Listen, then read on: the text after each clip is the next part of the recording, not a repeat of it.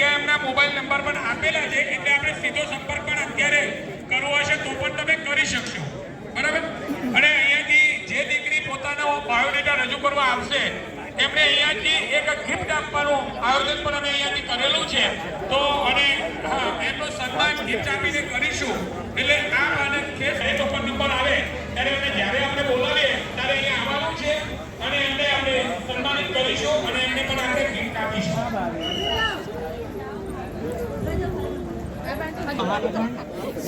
ઉપસ્થિત વાલીગણ સૌને જય વિશ્વકર્મા. મારું નામ સુથાર વંદિત છે.